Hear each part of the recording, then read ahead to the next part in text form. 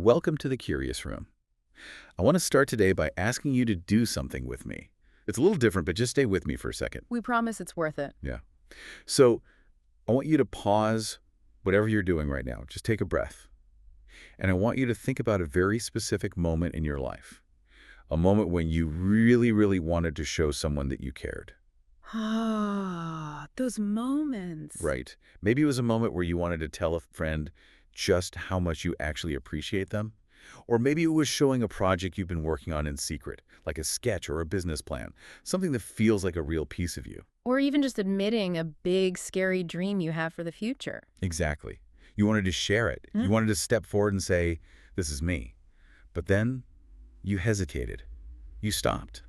That pause is such a universal human experience. It's that split second where the words are right on the tip of your tongue. You can almost taste them, but then your throat goes tight. Your stomach drops. It's that tightness. It's almost physical, isn't it? And that is the central tension we're exploring in this deep dive. Why does the act of caring, which is supposed to be this good, warm, positive thing, often feel like you're standing on the edge of a jagged cliff looking down? Why does loving something feel so much like danger? Yeah, exactly. Why is it so scary? It is a heavy question. And honestly, it's one that defines so much of how we live our lives. But I think the first thing we need to do is validate that feeling for everyone listening. If you are listening to this and nodding your head, know that this hesitation isn't a mistake. It isn't a malfunction in your personality. It's a normal reaction. Completely normal. That fear is a signal, a very human signal. See, that's interesting to me because I think most of us interpret that signal as a stop sign. We think, oh, I'm nervous, my hands are sweating. That means I shouldn't say the thing. Right. We think our body is warning us against making a huge mistake. But you're saying it's not a stop sign. No, it's not a stop sign at all. It's more like a check engine light. It's telling you something important is happening under the hood. A check engine light. I like that. Yeah, so our mission today is to explore this concept of the vulnerable heart. The core idea here is that we shouldn't look at that fear as a weakness we need to fix or just medicate away. Instead, we should look at it as a map. A map to what exactly? A map that helps us understand the architecture of our own emotions.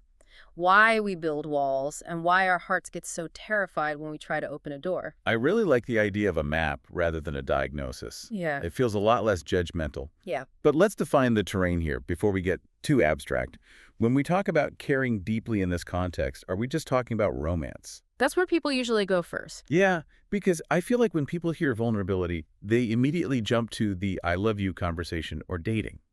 That is definitely the headline act, right? That's where we see it most clearly in movies and songs. But the reality is much broader than that. Caring deeply isn't limited to romance. So what else does it cover? It is any moment where you invest your emotion into something outside of your direct control. It could be worrying about a friend who's having a hard time. It could be trying to create a piece of art. It could even be getting really excited about a plan for next summer. It's the excitement that gets me. It's that feeling of hope. I've felt this with creative projects so many times. You get this rush of, oh, wow, this could be great. And then the crash. Yes. Right alongside the hope, there's that physical sensation I mentioned earlier.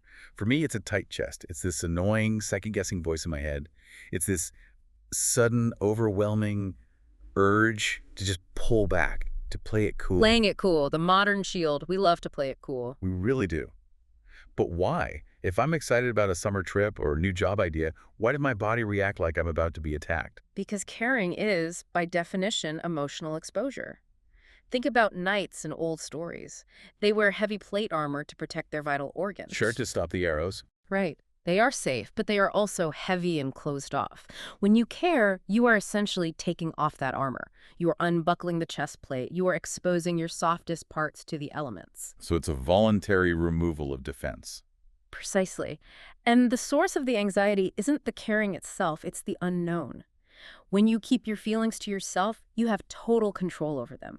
They're perfectly safe inside your head. No one can criticize them. No one can reject them. No one can laugh at them. But the moment you care, the moment you send that text or show that painting or express that love, you lose control. You're handing over the keys. You really are. You are taking a piece of your happiness, a piece of your self-worth, and you are handing it to something or someone else. You are saying, here, please hold this. And the terrifying part is you don't know if they will hold it gently or if they will drop it. Oof. That image of handing over a piece of your happiness, that actually makes me feel a little anxious just hearing it. It explains why we feel so out of control. Because technically we are. Yeah. Once I say I care about this, the outcome is no longer up to me. And I guess that leads us to the why. Why do we have this instinct to stop it? Right. Why do we sabotage ourselves so often? We have to look at the protective mechanism. There's a really great analogy of winter. When it's freezing outside, deeply cold, what do? You layer up, you put on the heavy coat, the scarf, the hat. You huddle. You try to cover every single inch of skin. Right. And we do the exact same thing emotionally. When we sense the cold of potential rejection or failure or even just indifference, we bundle up, we put on the heavy coat. And that coat can look like a lot of different things, can't it? I mean, in the workplace, it looks like extreme professionalism or maybe cynicism. Definitely cynicism. And in dating, it looks like playing hard to get or just being too busy. Or just irony. Irony is a fantastic winter coat. If you joke about everything, if you're sarcastic about everything, nothing can actually hurt you. You are armor-plated in humor. But there's a specific fear I want to dig into because I think it hits home for a lot of people. The fear of being too much. Oh, that is incredibly potent. The fear of too muchness. It's that worry that you care more than the other person, or that you're more invested in the project than your boss is. That inequality feels dangerous. Why is that specific imbalance so scary? Why do we hate being the one who cares more? It feels dangerous because it threatens our sense of social safety. And this is where we have to talk about the brain. This is really key to understanding why we do this. We have to remember that your brain, at its most basic evolutionary level, is not designed to make you happy. That is such a comforting thought. Your brain doesn't care if you're happy. It's true, though. Your brain is designed to keep you safe. It is designed to keep you alive. Happiness is a luxury, but survival is the mandate. So when I feel that anxiety about sharing my feelings, that's just my brain trying to survive. Yes, your brain views emotional risk very similarly to how it views physical danger. If you stand near a roaring fire, your amygdala says, "Warning, too hot, move away." Right, it pulls you back. Exactly. So when you get ready to tell someone you care, and there's a chance they might not care back, which could lead to social isolation, your brain rings the exact same alarm. Social isolation, that's the key, right? Because thousands of years ago, if the tribe rejected you, you died. Exactly. In our ancestral history, being cast out was a literal death sentence. So your brain treats rejection like a life or death threat. It says, "Warning, danger. Rejection possible. Pull back. Don't say it." So the brain is screaming, run away, because it wants to avoid pain. It's a false positive, essentially. It thinks a rejection text is a tiger. It thinks a moment of awkwardness is a predator. And this is why staying cool or distant or acting like you don't care feels so safe. Because it's predictable. Exactly. It feels safe because it is predictable. If you don't try, you know exactly what will happen. Nothing changes. You can predict the outcome 100%. Predictable misery versus unpredictable joy. The human brain hates unpredictability. It will choose a known negative over an unknown positive almost every single time. It prefers the devil it knows. That is bleak. But it explains so much. We think we are protecting ourselves, but really we are just trapping ourselves in the known. We're engaging in this preemptive strike against our own happiness just so we don't have to feel the uncertainty. It is the illusion of safety. Yeah. You are safe from the fall, but you are also safe from the flight. Let's ground this a bit, because while the evolutionary psychology is fascinating, I think we've all felt this in really small, seemingly stupid daily moments. Yeah. It's not always these big, dramatic, I love you life events. It's the little stuff where I feel this the most. The little stuff is often where the fear is sharpest because our guard is down. I'll give you a personal example that I think everyone knows. The texting bubbles. Oh no, the 3 dots of doom. Yes. You know exactly what I mean. You meet someone new, maybe a potential friend or a date. Yeah. You send a text that's a little bit vulnerable, maybe just, I had a really great time hanging out, or, hey, this made me think of you. And then you see the bubbles appear. They are typing. Then the bubbles disappear. Then they appear again. The suspense is agonizing. It's a thriller movie in real time. It's physically painful. In that 30 seconds of silence, my brain invents 10 different scenarios. They hate me, they think I'm weird, I came on too strong, they are screenshotting it and sending it to their friends to laugh at me. That silence is a blank screen, and your insecurity projects its worst fears right onto it. Or, here's another one, showing creative work. I have a friend who writes poetry. She keeps it all in a notebook. And showing that notebook to someone, she says it's physically difficult for her. She feels like she's going to throw up. It's the fear of someone just saying, it's okay. It's not good enough. That's the fear. But let's analyze that ouch moment. In both the texting example and the poetry example, is your physical safety actually at risk? No. No one is going to punch you. No, but it feels like a punch. It feels like a punch in the gut. Because the risk is the potential for an emotional bruise. And because we want to avoid that bruise, we often view those moments, sending the text, showing the poem, as moments where we lack confidence. We think, if I were more confident, I wouldn't be scared. But there is a huge reframe we need to make here. Reframe it how? Because it really does feel like weakness. These aren't failures of confidence, they are moments of high courage. Even that small text message is a brave act. You are standing there, armor off, saying, I am open. Wow. We need to see these moments gently. We shouldn't scold ourselves for shaking. We should admire ourselves for standing there at all. The fact that you are trembling means you're doing something brave. That's a really kind way to look at it. Instead of thinking I'm weak for being scared, thinking I'm brave for doing this while I'm scared. Yeah. But I have to play devil's advocate here. I have to push back on this a little bit. Please do. If caring is so risky, if it leads to these bruises, and the brain is actively telling us to stop, is the trade-off actually worth it? Maybe the brain is right. Is the solution to just stop caring so much, to toughen up? I mean, plenty of successful people seem to have thick skin. Why not just keep the armor on? That is the ultimate paradox of connection. It seems logical, doesn't it? If the stove burns you, stop touching the stove. If caring hurts, stop caring. But emotions don't work like stoves. So we can't just turn the dial down on sadness and keep the dial up on happiness. No, unfortunately. You cannot selectively numb emotions. That is the tragedy of the wall. The walls we build to keep out hurt also keep out joy. I thought that makes sense. If you numb the fear of caring, if you numb the risk of rejection, you also numb the happiness of connection. You numb the excitement. You numb the love. You flatten your entire experience of being alive. So you end up safe, but gray. Everything just becomes gray. Exactly. A safe, flat, gray line. You protect yourself from the lows, but you cut yourself off from the highs. You live in a middle ground where nothing hurts, but nothing matters either. That is actually scarier than the rejection when you put it that way. Yeah. This is a bit of an aha moment for me. Because I think I've always interpreted that fear as a stop sign. Whoops, scary, turn back. But if I'm understanding this correctly, the risk is actually a sign that what I'm doing is important. Yes. If you didn't care, you wouldn't feel the risk. The fear is proof of importance. The shaking hands are proof that you are close to something that matters to you. If you were indifferent, you'd be perfectly calm. So we have to learn to live with the shaking hands. We do. We have to accept the shakes. I think we have this fantasy that one day we will be healed or confident enough that we won't feel fear anymore.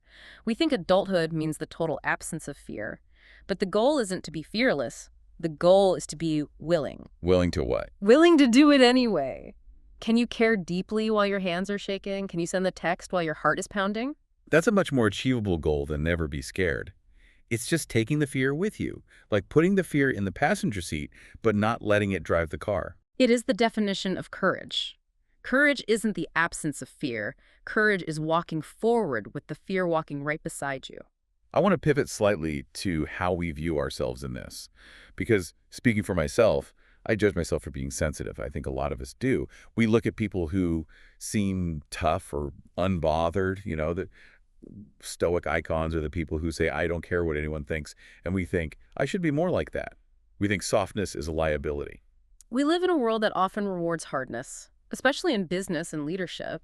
We praise people for having thick skin. We praise people for grinding and not letting things get to them. So naturally, we start to think that our sensitivity is a defect, a bug in the system. Right, like we need to update our software to human version 2.0, no feelings edition.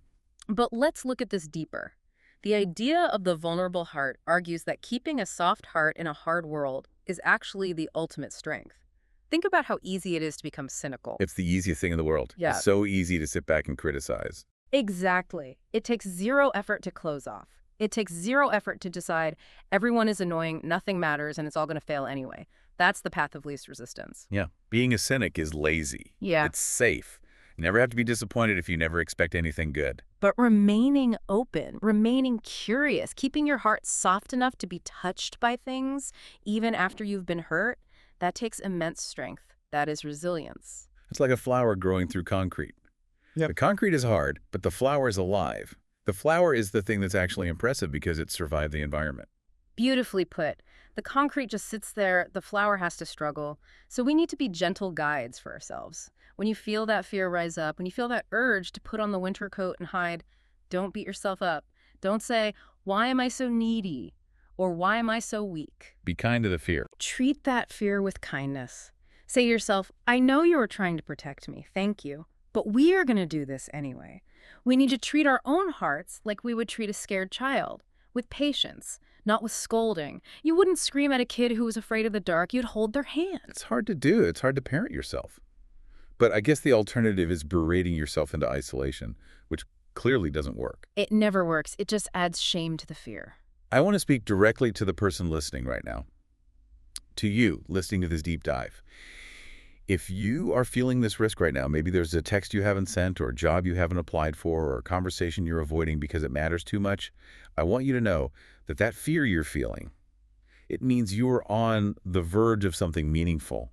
You are standing at the doorway of something real. And it is okay to stand in that doorway and tremble. It is okay to not know what happens next. That trembling is just evidence that you are alive. So, as we wrap up this deep dive, let's try to summarize this journey we've been on.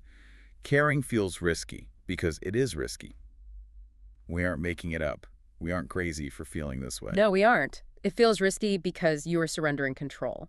It feels scary because it is real. When you care, you remove the armor. You step out of the heavy winter coat and into the open air. And while that air might be cold sometimes, it's also where the sunlight is. It's where the breeze is. It's where life actually happens. The beauty is in the trying, regardless of the outcome. Whether the text gets a reply or not, whether the art is praised or ignored, the victory is in the act of opening up. You kept your heart soft. You stayed alive to the experience. That's the win. The win is in the opening, not the result.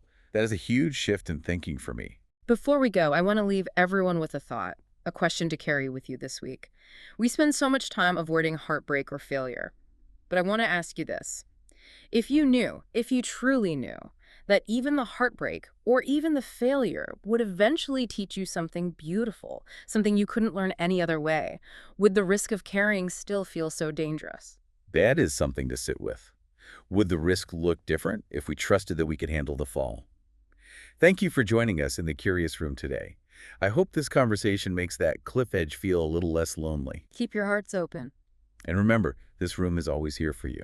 A safe space to be curious, to be scared, and to be human. Take care of yourselves. We'll see you next time.